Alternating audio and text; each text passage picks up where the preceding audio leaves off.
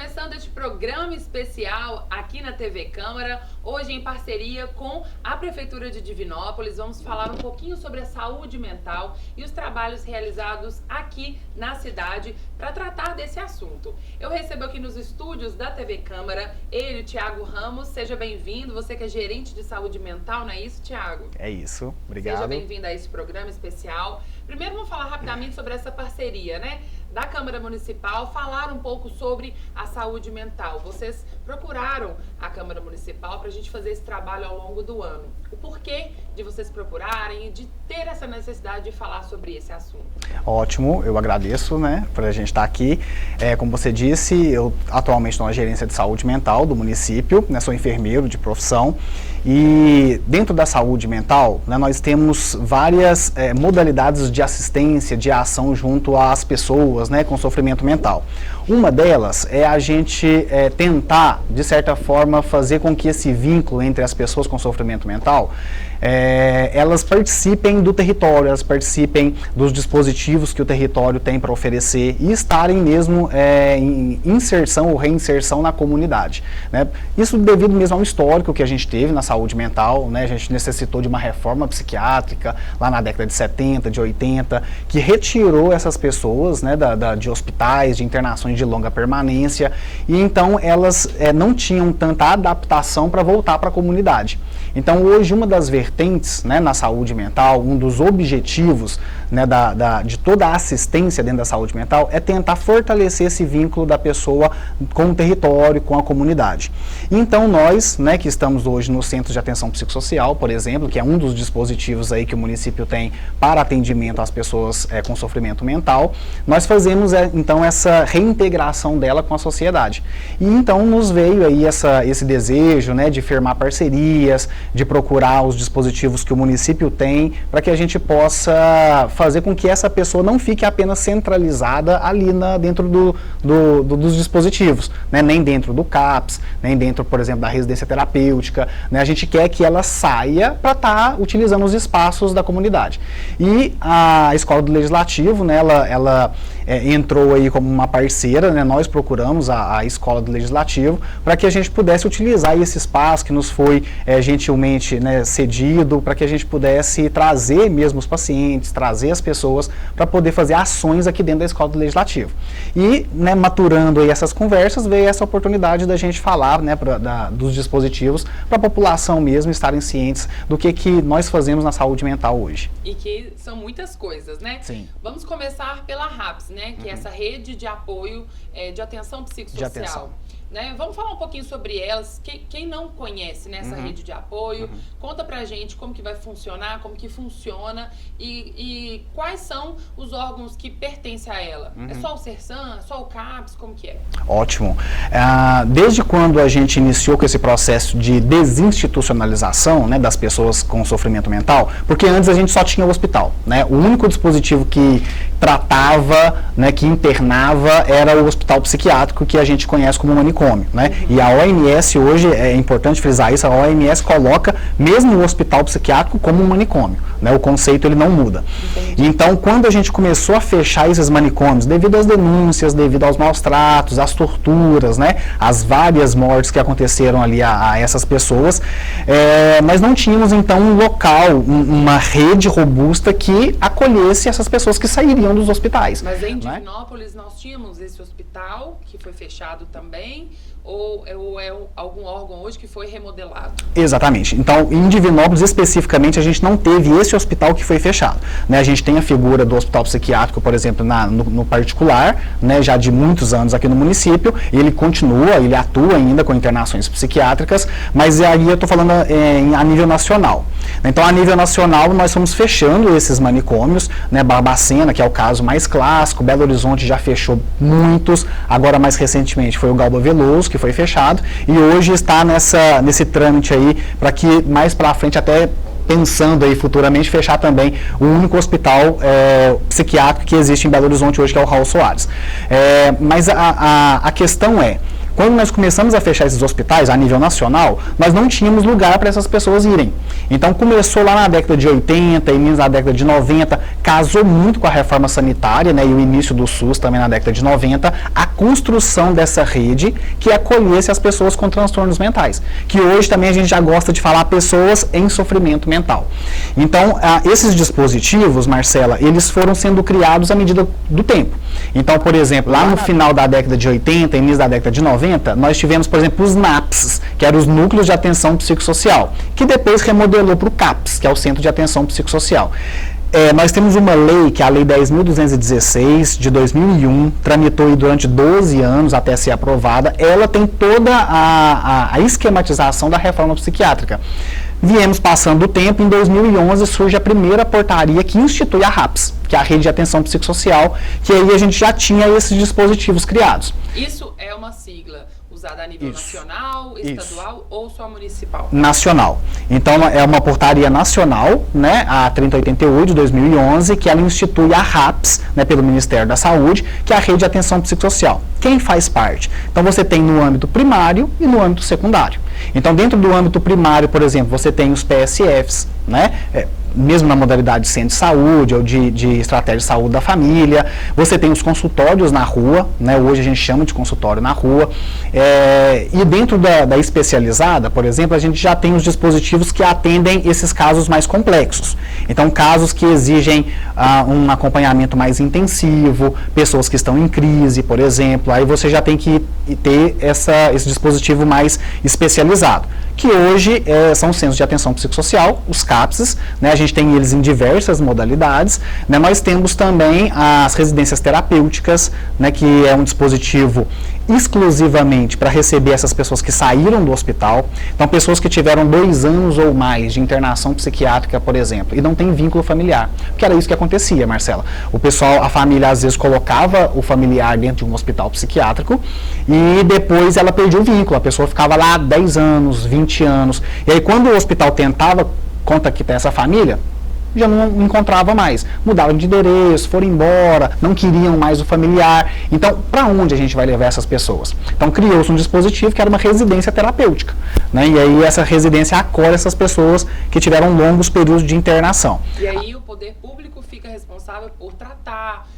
alimentar. Exatamente, exatamente. No caso específico da residência terapêutica, né, nós temos 2 tipos dela, tipo 1 e tipo 2. Aqui em Divinópolis a gente tem a tipo 1, né, que desde 2008, né, que ela hoje reside 8 moradores. Então, já passaram 14 moradores nesse tempo todo, hoje nós temos 8. E aí é uma residência mesmo, ela vai para lá para morar, né, e aí o setor público mesmo é que fica responsável por cuidar, por levar às vezes no banco.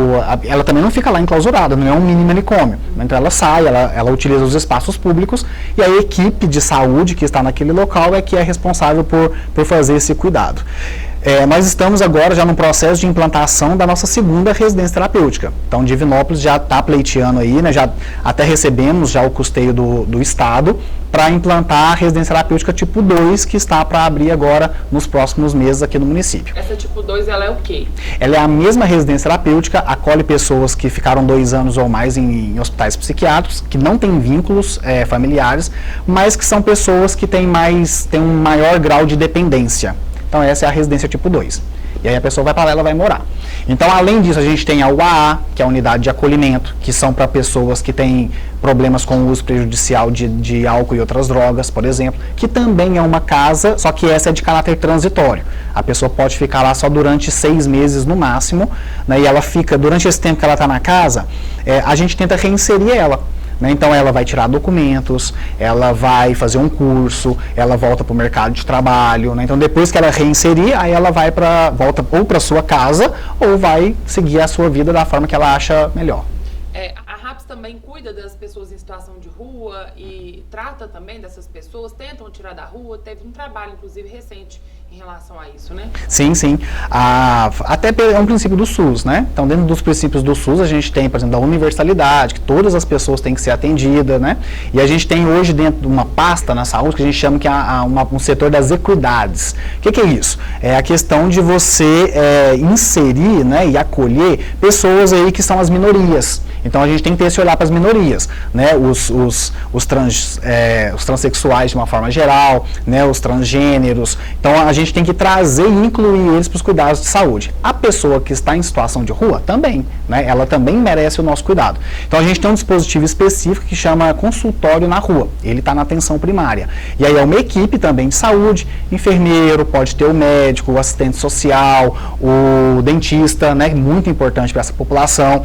E eles vão, é uma equipe itinerante que ela fica, né, aí circulando no município e abordando as pessoas que estão em situação de rua e dando para eles o cuidado que eles acham, né, que eles precisam naquele momento. Não é um dispositivo para tirar as pessoas da rua, né? Então essa questão higienista, né, que a gente tem de, vamos tirar as pessoas das ruas. Se ela quer estar ali, se ela reconhece a rua como território dela, ela vai ficar ali. Só que ela merece ainda e ela tem o direito de cuidar da saúde. Então essa equipe vai levar para um PSF, se ela quiser ir para o CAPS, vai levar para o CAPS. Se ela quiser sair da rua e ir para o AA, sim, ela vai ter essa oportunidade também. Então nós temos hoje dispositivos que são específicos para cada perfil de população. Agora, os Centros de Atenção Psicossocial, o CAPS, né, qual que é a diferença do CAPS 1, CAPS 2? Nós falamos muito do CAPS 3, que é o Sersan hoje, né?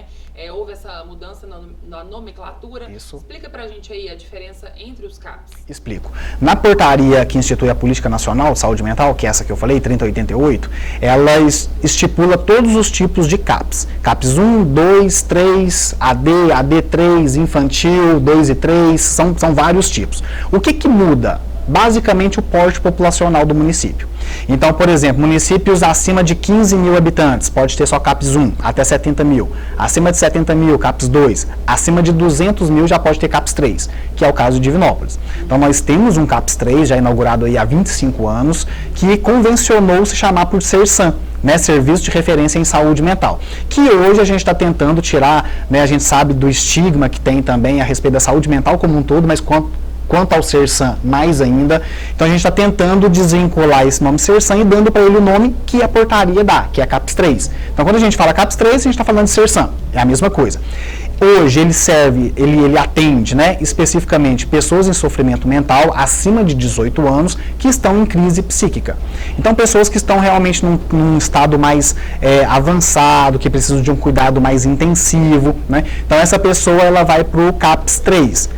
Ela sai da crise, ela estabiliza da crise, a gente faz parceria com esses outros dispositivos da rede. Então a gente faz parceria com o PSF de referência dessa pessoa, a gente faz parceria, por exemplo, com a UAA, se for o caso, se ele estiver no CAPS AD. Né? Então depois que a pessoa sai da crise, ela é reencaminhada para o território para continuar a sua vida.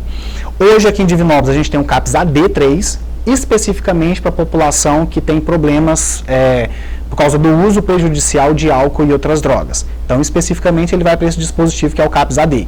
E nós temos o CAPS infantil, né, o infanto juvenil, que atende aí crianças e adolescentes até 18 anos de idade, que foi um ganho enorme para o município. Foi em 2020 que a gente conseguiu inaugurar esse dispositivo. Anteriormente a isso, as pessoas tinham que pegar um ônibus às 3, 4 horas da manhã, ir para Belo Horizonte para ser atendido no CEPAI. Né, aí o CEPAI fez esse trabalho de contra-referenciar e aí o município implantou o CAPS infantil, que é um ganho enorme. Então, crianças e adolescentes hoje com algum sofrimento mental, que têm necessidade de atendimento, é só de se dirigir ao CAPS Infanto Juvenil. Nós temos também um ambulatório de psiquiatria.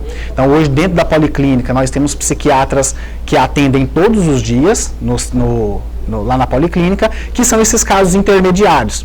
Não é um caso tão leve que possa estar na atenção primária, e que também não é um caso tão complexo que tem que estar no centro de atenção psicossocial. E aí ele fica nesse meio termo, e aí ele é redirecionado para a policlínica, por exemplo. Então esses são os CAPS, né? E no município também, como eu disse, tem a SRT tipo 1, a residência terapêutica, tem a UAA, e agora a gente vai implantar a tipo 2 e o centro de convivência, que também vai ser um ganho enorme para o município, que é um local para as pessoas que têm transtornos mentais. Ela não está em crise, não precisa de ficar no CAPS, só que ela precisa de um afazer. Ela tem que fazer alguma coisa durante o dia, né? Ou ela tem uma arte, que ela tem um dom para fazer algum tipo de artesanato. Então elas vão para o centro de convivência, fica durante esse centro de convivência o dia todo e depois retorna para a sua casa. Certo. E esses CAPS, quais são os serviços oferecidos? Você já falou do psiquiatra, né? Tem tem psiquiatra, psicólogo, enfermeiro, quais os serviços? E qual que é o primeiro passo? Eu reconheço que eu preciso de um tratamento na atenção, né, saúde mental. O que eu faço? Para onde que eu vou? Qual que é o CAPS que eu procuro? Ótimo. A gente costuma falar, Marcela, que os CAPS, eles são portas abertas, mas eles não são portas de entrada. O que isso significa? Significa que hoje, reconhecidamente, a gente tem como porta de entrada a atenção primária, são os PSFs. Então a pessoa está na casa dela, ela está vendo agora essa entrevista e ela fala assim, eu estou tendo uma ansiedade, acho que eu estou entrando em depressão, né, ou eu estou reconhecendo isso num familiar. Qual que é o primeiro passo? Procurar o PSF. Está ali do lado da sua casa, é o dispositivo mais rápido, é onde você vai ter uma informação de qualidade para te direcionar. Uma pessoa procura o PSF, vai ser marcado um atendimento, ou com o enfermeiro, ou com o médico, né, ou com o psicólogo. Né, hoje a gente tem os NASFs, né, Núcleo de Atenção à Saúde da Família, que dá esse apoio para os PSFs, né, atenção primária. Fez esse primeiro atendimento. Ali a equipe da atenção primária reconheceu que precisa de um atendimento especializado, eles têm dois caminhos.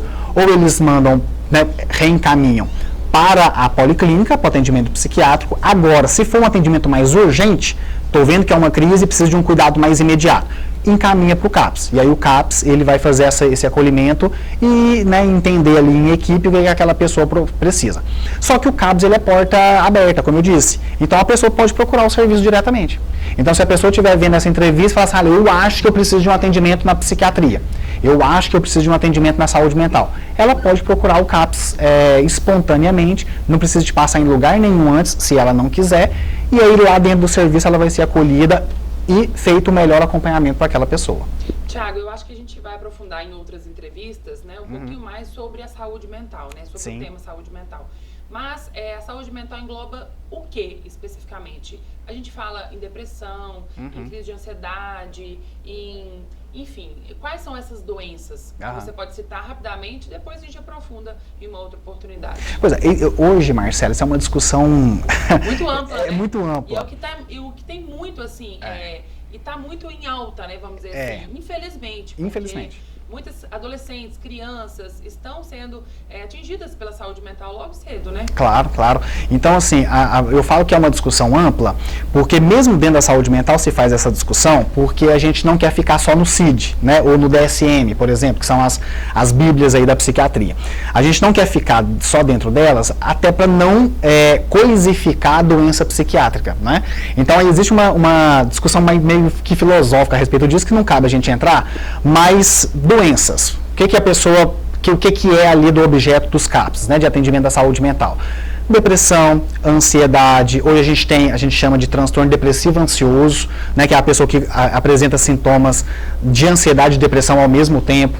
Você tem os TABs, né, que é o transtorno afetivo bipolar, ou na fase mania, ou na fase depressiva. Você tem as psicoses de uma forma geral, né, que a gente fala, que é o próprio transtorno afetivo bipolar com sintomas psicóticos, a depressão com sintomas psicóticos, a esquizofrenia, né, que é o mais conhecido dentro das psicoses. Você tem os TOCs, né, o transtorno obsessivo compulsivo. Você tem os TDAH, né, então se a gente for para a infância e adolescência, hoje é o que está, né, o que mais está aparecendo aí enquanto diagnóstico. São os TDAH, transtorno, né, de déficit de atenção e hiperatividade, o autismo. O autismo também, muitas pessoas tinham alguma mania ou alguma reação e ninguém era diagnosticado com autismo, né? Isso. Hoje nós já temos um nome para alguns tipos de doença. Eu posso falar que é doença? Pode falar. É claro que o autismo, hoje existe essa discussão, e se fala que o autismo é uma condição, né, e não uma doença. Então se fala que a pessoa ela está na condição autista. Né? E aí, os conceitos, é bom que eles nos norteiam, mas o que a gente, de certa forma, hoje está orientando as pessoas a falarem é a pessoa autista, né? Não é a pessoa portadora de autismo, não é a pessoa com autismo, é a pessoa autista. E aí, por que aumentou os diagnósticos? É porque aumentou o espectro, né? Hoje você pegou, por exemplo, o Asperger, né? O Asperger, que era uma outra condição, e incluiu tudo dentro do autismo. Então a gente chama desse espectro de autismo, né? Que é o TEA, né? Então, transtorno do espectro autista, e ele engloba hoje diversas outras condições condições. Então, hoje aumentou muito os diagnósticos em autismo por isso. Então, a pessoa está na dúvida, ela não sabe se o familiar dela, o filho, ou alguém, né, procura o atendimento de saúde, né, procura o atendimento especializado. Lá o pessoal é capacitado para fazer os testes, né, específicos, fazer a avaliação específica para poder dar esse diagnóstico da melhor forma possível. E vale ressaltar que é um serviço gratuito oferecido pela prefeitura, totalmente custeado pelo SUS, não é isso? Exatamente. A RAPS, ela é do SUS, né? Então, do Sistema Único de Saúde, e então a RAPS, ela está dentro do nosso sistema de saúde público, universal, né, equânime, gratuito, então as pessoas podem sim procurar que elas vão ser atendidas. E a gente está tentando fazer da melhor forma possível, né? Eu acredito que sim. Bom, Thiago, eu acredito que a discussão é ampla. Nós vamos aprofundar com as outras entrevistas, né? Teremos outros convidados aqui nessa parceria com a Prefeitura Municipal de Divinópolis, com o CAPS, com a RAPS. E agradeço a sua participação aqui, foi muito enriquecedora para a gente. E as portas da Escola do Legislativo, da Câmara Municipal, estão sempre abertas para que vocês tragam sempre informações para a gente. A gente que agradece, a saúde mental do município está à disposição, né? E objetivando, né, e desejando, melhor dizendo, que essa parceria com a Escola do Legislativo seja cada vez mais fortalecida. Tem algum contato que você quer deixar aqui na tela para as pessoas procurarem, né, de imediato, se precisarem, assim? Sim, pode. Tem os contatos específicos de cada serviço, né, e aí no Google rapidamente consegue achar esses endereços, mas especificamente, se quiser entrar em contato com o Sersan, que aí dali a gente consegue direcionar para qualquer tipo de dispositivo, né, que é o 3229-6060, que é a recepção lá do CAPS 3. Isso aí, Sersan, né, que é o CAPS 3. Exato. Vamos tentar fazer com que a população entenda isso e comece a falar um pouco mais sobre esse assunto sem essa estigma, né, que você tinha comentado. Exatamente. Né? Então, muito obrigada, Thiago. Seja sempre bem-vindo aqui à Câmara Municipal. Obrigado. Obrigada a você por assistir essa entrevista. Fique com a gente na TV Câmara. Assista também as outras entrevistas aqui nessa parceria com o CAPS 3 e da Prefeitura Municipal de Divinópolis. Um abraço e até a próxima.